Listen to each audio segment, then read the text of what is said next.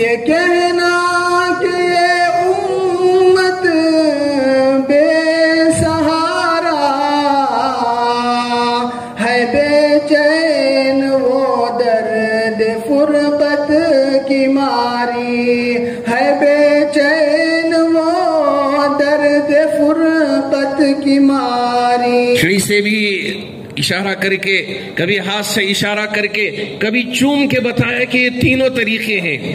آپ یہ نہ سمجھیں کہ مجھے چومنے کا موقع نہیں ملا تو میں محروم ہو گیا.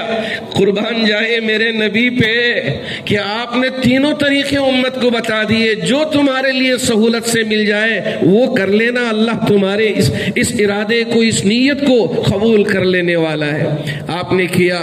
چونکہ 2 سالوں سے نہیں گئے، بہت سارے لوگ امن پڑ رہے ہیں. رمضان میں جب ہمارے احباب مجھے بتائے اتنا بڑا مجمع، اور وہ بھی اندر جانے کے لیے احرام باندھنے والوں کے لیے اجازت، اور بقیہ لوگوں کو اوپر جو انتظامات ہوں گے وہاں مکے سے مجھے فون کر کے پوچھ رہے ہیں حضرت میں بھی کیا احرام جھوٹا باندھ کے چلے جاؤں؟ آپ ہرگز ایسا دھوکہ نہ دیں. جی ہاں، آپ اگر کر سکتے ہیں اوپر سے طواف کر لیں. یہ جھوٹ موٹ کا احرام کی چادر باندھ کے اندر چلے جائیں. کیوں کیے ہیں؟ تاکہ عمرہ کرنے والوں کے لیے آسانی ہو، سہولت ہو.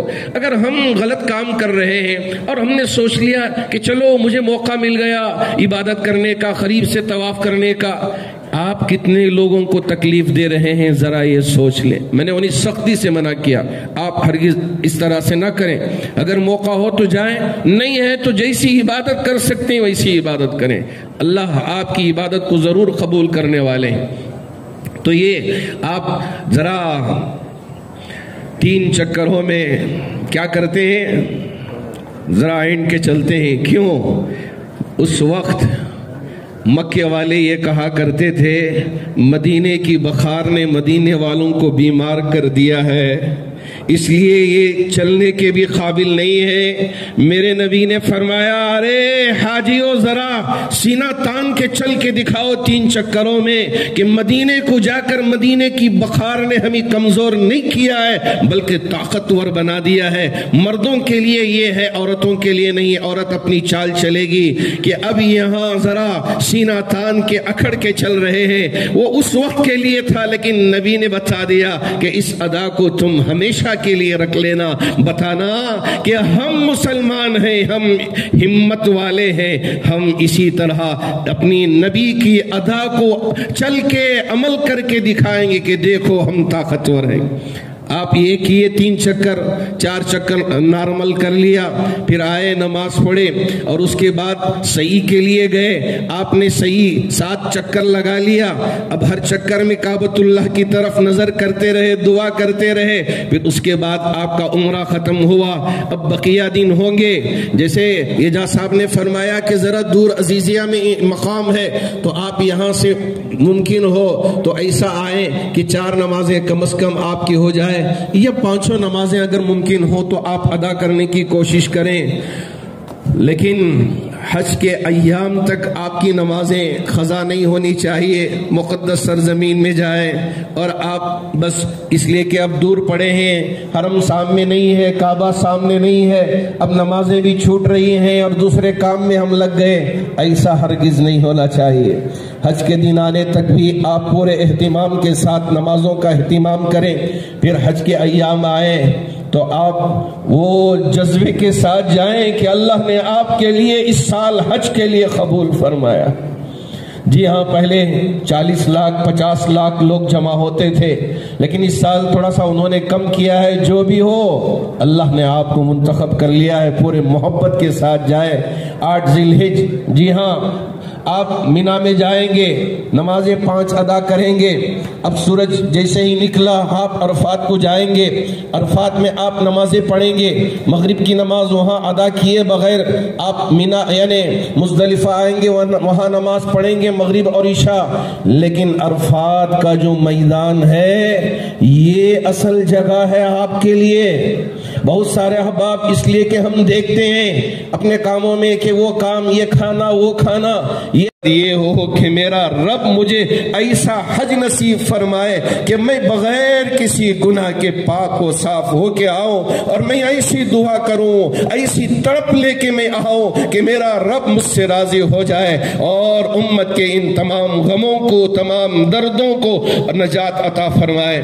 اللہ ہمارے ان تمام جتنے بھی بھائی یہاں والنٹری طور پہ خدمت کرتے ہیں، سب کی خدمت کو قبول فرمائے۔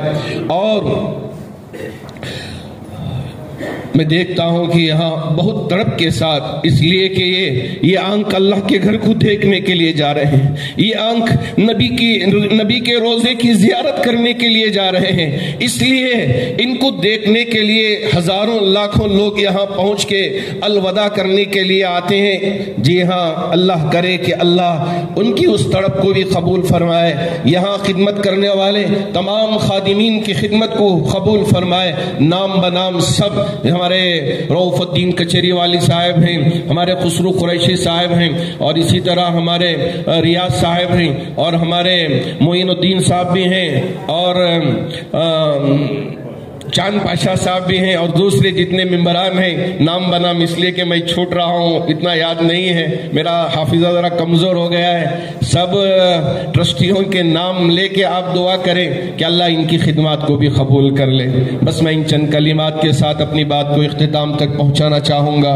اللہ کرے کہ اللہ مجھے بھی حج کی توفیق دے دے، ایسا کچھ کر دے کہ ہاں، ایک چونٹی نے بھی ارادہ کیا تھا کہ میں میرے رب کے گھر کو دیکھنا چاہتی ہوں، اللہ رب ذوالجلال نے اس کی اس پکار کو ایسا سنا کہ حرم کے قبر اس بار حج ہونے جا رہا ہے۔ قریب 2 سال سے ہر سال ہم لوگ حج کو حجاج اکرام کو بھیجتے آئے ہیں، لیکن کووڈ کی وجہ سے 2020-2021 جو حج آپریشنز ہیں وہ ہو نہیں پائے۔ انشاءاللہ اس بار اللہ کا بڑا کرم ہے کہ اس بار ہم لوگ اس سال حج کا موقع ملا ہے۔ لاسٹ مومنٹ تک بھی ہم لوگوں کو ڈاؤٹ تھا کہ اس بار حج ہوگا کہ نہیں ہوگا، کیونکہ لاسٹ مومنٹ تک بھی ہم کو گورنمنٹ آف انڈیا یا کنگڈم آف سعودی عربیہ سے کوئی میسج نہیں آیا تھا ہم کو کہ ویدر یہ بار حج ہوگا، کیونکہ آپ دیکھ رہے تھے کہ حال ہی میں 1.5 مہینے پہلے دلی میں، ممبئی میں اور ادر اسٹیٹس میں کووڈ کے کیسز بڑھ رہے تھے، تو اتحاد کے وقت پہ گورنمنٹ آف انڈیا اس کو اور سعودی گورنمنٹ اس کو آبزرو کر رہے تھے کہ اور ہمارے نوڈل آفیسر جناب اعجاز صاحب، ہمارے پرسنل سیکرٹری اکرم پاشا صاحب، اور ہمارے کرناٹک اسٹیٹ حج کمیٹی کے اسٹاف، آج 2022 کا حج کا تربیتی کیمپ بنگلور میں ہونے جا رہا ہے۔ آج اور کل 2 دن کا ہم یہاں پہ تربیتی کیمپ رکھے۔ پچھلے کچھ دن سے ہمارے ٹریننگ کیمپ چل رہے ہیں، جو ہم نے کرناٹک اسٹیٹ میں 8 زون بنا کر کے اس تربیتی کیمپ کو ہم نے عمل میں لایا ہے۔ الحمدللہ کافی ڈسٹرکٹ میں ہمارے جہاں بھی کہ وہ سکسیسفل ہوئے ہیں۔ ہم شمولہ سے سٹارٹ کیے تھے، آج بنگلور میں ہونے جا رہا ہے۔ تو ہر ڈسٹرکٹ جہاں زون بنائے تھے وہاں پہ ہم 4-5 ڈسٹرکٹ کو جوڑ دیے، جیسا کہ بڑا بنگلور ہے، یہاں 2 دن کا تربیتی کیمپ، پچھلے 2 دن پہلے گلبرگہ میں ہوا جہاں 2 دن کا کیمپ رکھا گیا۔ تو اس تربیتی کیمپ میں خاص طور یہ رہی کہ کووڈ کی مہاماری کی وجہ سے آپ کو کیسے حج کرنا ہے، کس طرح کا آپ کو وہاں کے معلومات کو جانکاری لینا ہے۔ تو یہ چونکہ بھی ہے تو پھر سے لیجیے، کیونکہ ابھی کچھ حالات بدل گئے ہیں، وقت کے ساتھ ساتھ جو ہے کافی تکلیفیں بھی آئے ہیں، کیونکہ کووڈ میں 2 سال حج نہیں ہو سکا۔ پھر بھی الحمدللہ سعودی حکومت نے ہمارے کرناٹک انڈیا کو اور کرناٹک کو پرمیشن دیا، اور الحمدللہ کچھ ہی دن میں ہمارے 9 تاریخ سے فلائٹ چالو ہونے والے ہیں، آپ انشاءاللہ مدینہ منورہ پہنچیں گے۔ تو بڑے خوش قسمت لوگ ہیں جو حاجی کے لیے سلیکشن میں، میں ان کو پھر سے کرناٹک اسٹیٹ کی طرف سے بہت مبارکباد دیتا ہوں۔ آپ سے گزارش کرتا ہوں کہ آپ دعا کیجیے ہمارے اسٹیٹ حج کمیٹی کے لیے۔ حاجیوں کے ٹریننگ کے تربیتی کیمپ میں جو ہے سارے آپ کے ساتھ میں رہ کر 2 دن، اگلے 2 دن آپ لوگوں کو ट्रेनिंग कैसा दी जाती है उसको मॉनिटर करने के लिए सारे लोग यहाँ पे इकट्ठा हुए हैं। बुजुर्गों और दोस्तों, जैसा सरफराज साहब कह रहे थे और उसके साथ में हमारे हज कमेटी के चेयरमैन साहब कह रहे थे कि आप तमाम लोग जिनको भी इस बार मौका मिला है वो तो खुश नसीब लोग हैं और लोग फॉर्चुनेट लोग हैं, क्योंकि पिछले 2 साल से हिंदुस्तान के दुनिया के किसी भी कोने से किसी को जो है हज करने का मौका नहीं मिला। दुनिया में ऐसा आलम था कि जो है कोई बाहर नहीं निकल पा रहा था, एक घर से सामने के बगल के घर वालों को मिल नहीं सक रहा था। आप लोग खुश नसीब हैं इसलिए भी क्योंकि जो है पूरे हिंदुस्तान का जो 1,50,60 हजार तक का जो कोटा आता था वो घट के 80,000 को कोटा को किया गया है। कर्नाटका में 6-6.5 हजार का कोटा हुआ करता था, उसको घटाकर 2,500-3 हजार का कोटा यहाँ पे कर्नाटका को दिया गया है। तो उसमें आपको मौका मिला है जाकर हज करने का आपको मौका मिला है। इसीलिए मैं कह रहा हूँ बार बार कि आप लोग खुश नसीब लोग हैं। अब लोग कहते हैं कि जब दूर दूर से जाते हैं ऐसी मुक़द्दस जगह जब जाते हैं तो कुछ ना कुछ लेके आते हैं, सारे अपनी बात अल्लाह के सामने और अपनी बात रख के वहाँ पे सारे अरकान पूरे करके आप लोग यहाँ पे आते हैं। तो अभी चेयरमैन साहब कह रहे थे चाइना ओमन के लिए दुआ करेंगे।